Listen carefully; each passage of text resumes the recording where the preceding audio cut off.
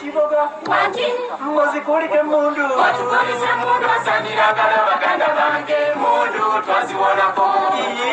Watukolise mundu asaniragala baganda bange mundu twaziwonako. Museveni oye!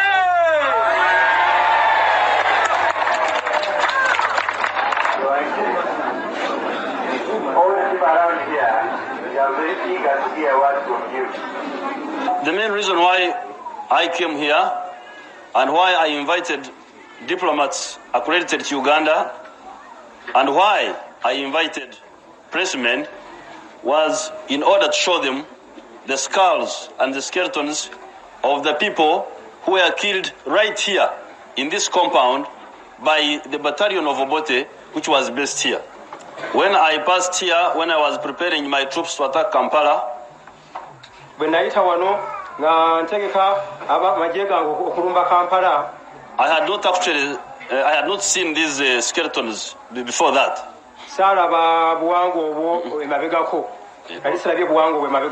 Now when I stopped here, I found skulls just scattered all over the place. Then I asked the people, I said, who was killing these people? They said it was Obote's people. Of course I knew that Obote's people were killing people. But at least I thought they would bury those whom they kill.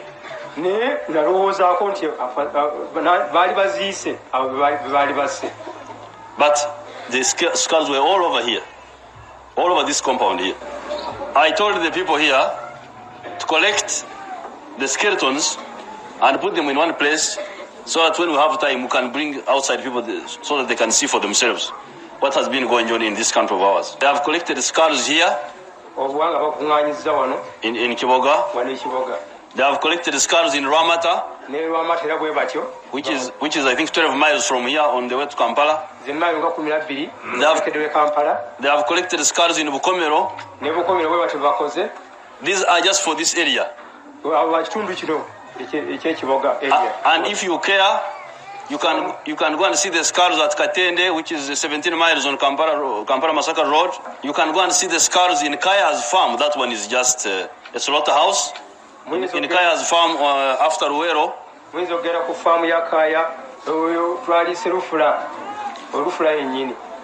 The skull, Masulita, all over this place, all over wherever these fellows were staying.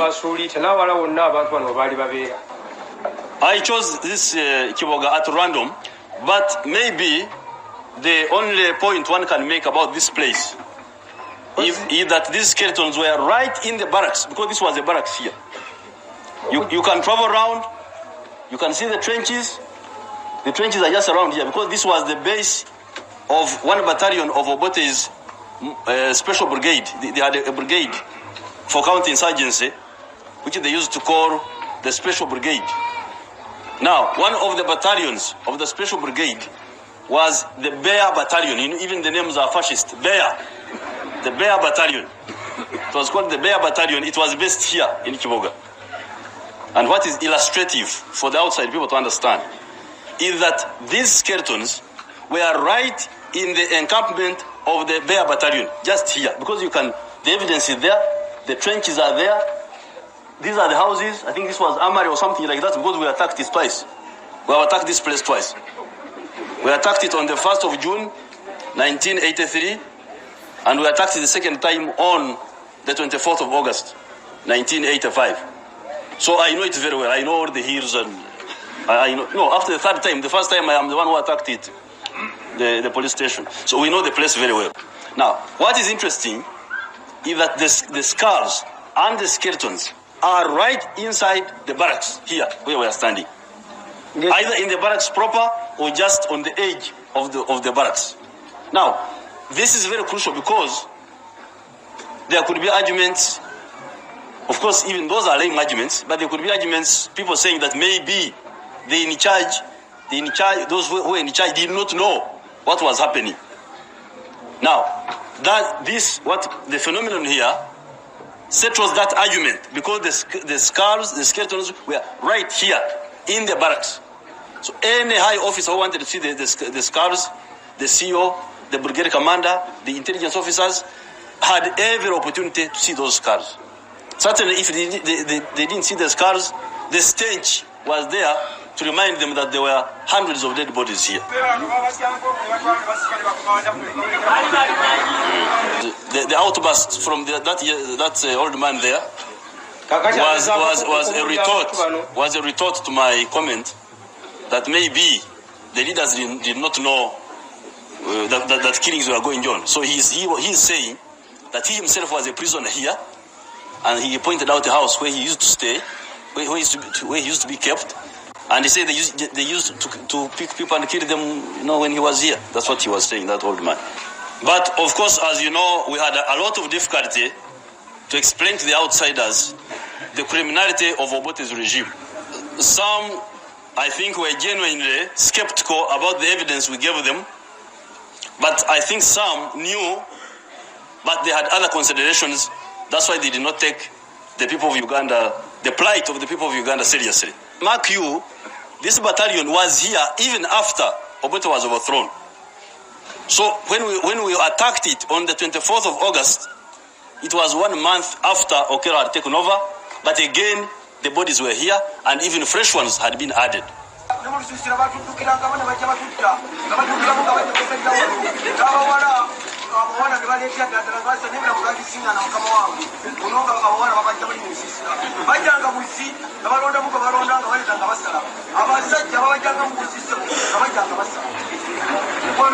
He's just repeating the same story that they used to come and pick from the refugee centers. That is also very important.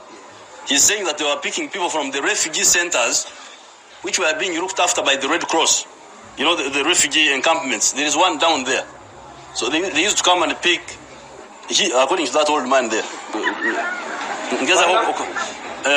that they used to come and pick girls, men from the encampments of the refugees, which were being looked after by the International Committee of the Red Cross and other aid agencies.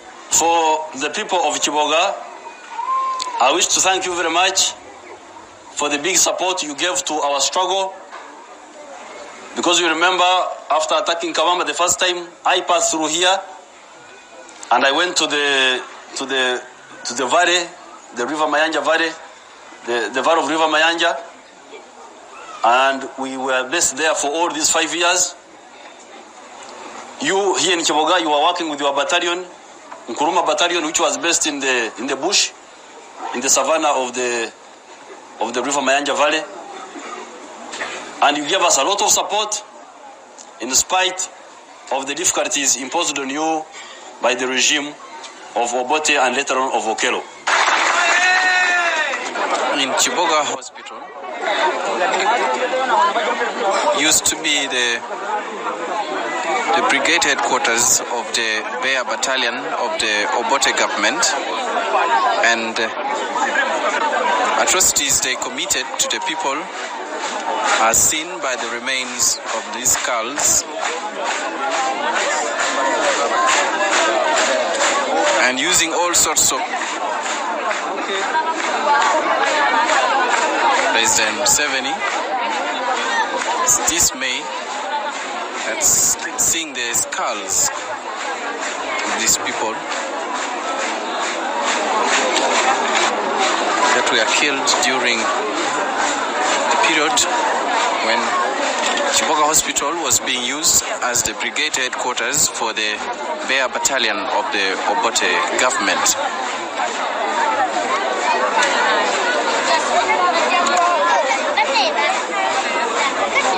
Some of these were killed using guns, others were burned to death, others were tied and died of starvation, and the age ranged from 7 years to above 80 years. The villagers who helped to compile this skeleton claim there are over 10,000 other skeletons in other areas.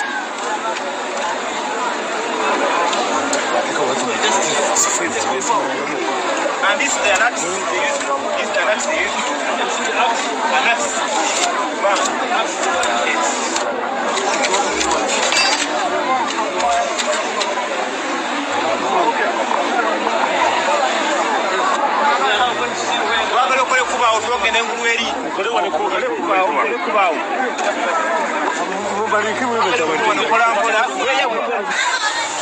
The president, Mr. Yoweri Museveni, conducts the international pressmen and heads of diplomats and agencies are created here to areas of atrocities. One of the mass graves was excavated to expose the dead bodies.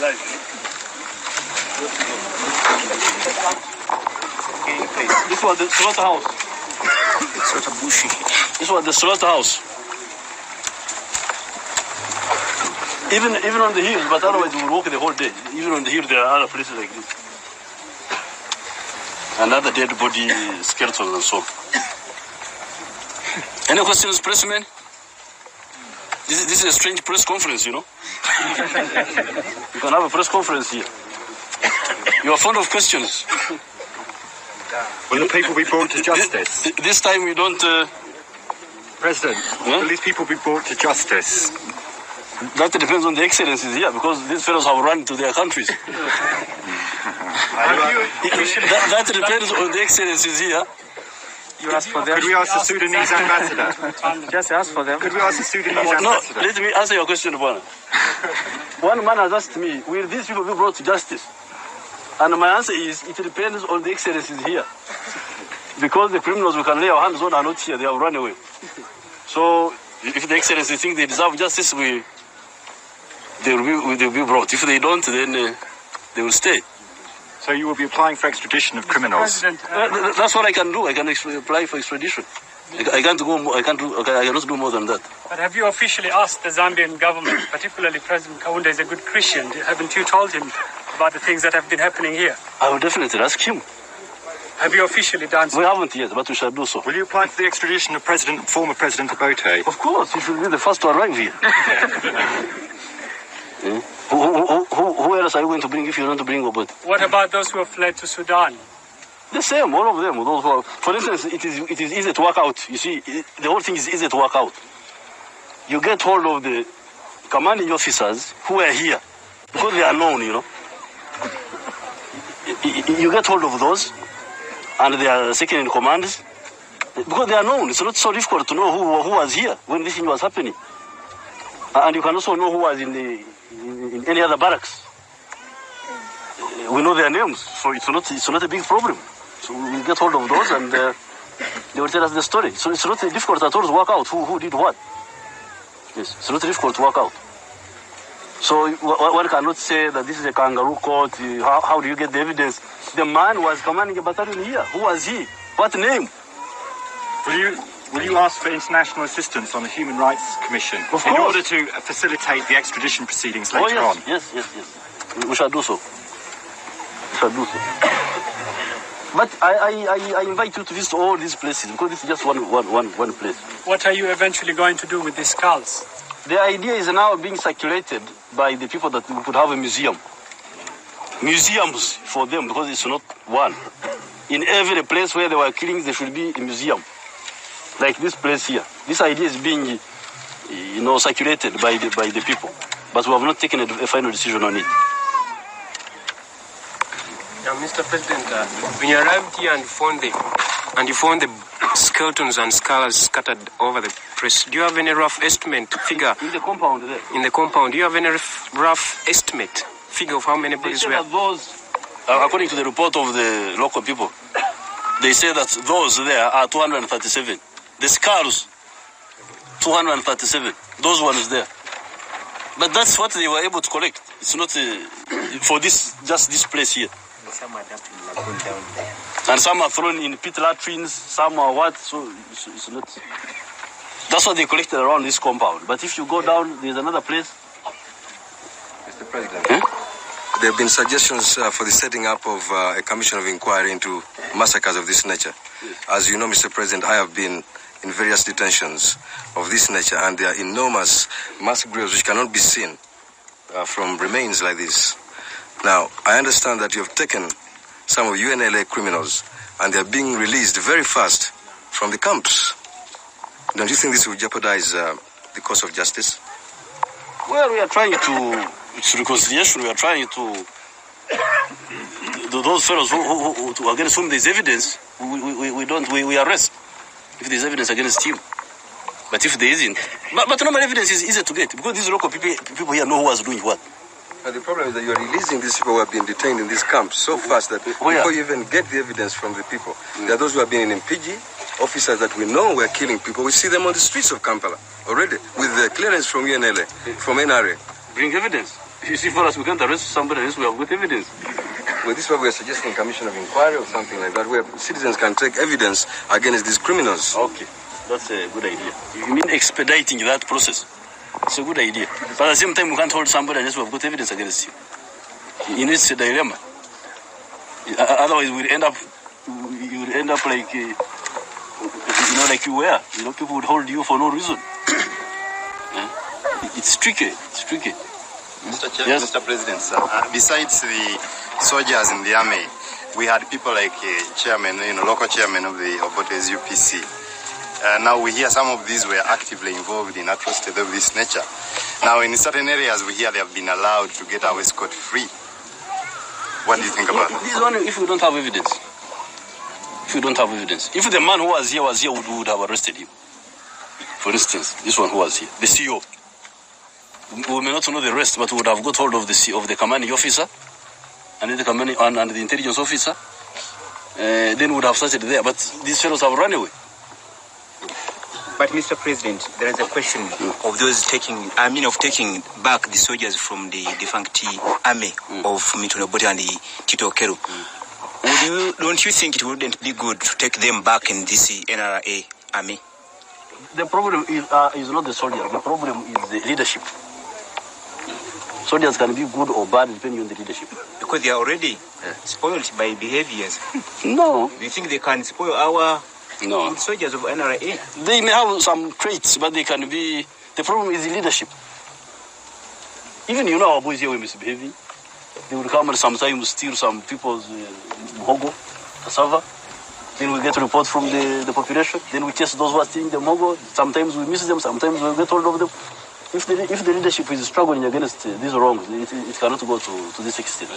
Mr. President, don't you think that the process of 6 years working with you, building up from a very small nucleus to what you are now, you can't repeat that in the classroom, and you can't repeat this in a lesson? Oh, I am now richer. I'm richer. I've got prisons. I'm a rich man with the prisons, with the locks. I'm a rich man. At that time, I had no prisons. It was difficult to handle anybody. You see, the only effective punishment we had was execution. If you put him in the bush, he can escape, run through the bush and go. But now I'm a rich man. I've got prisons of all manner.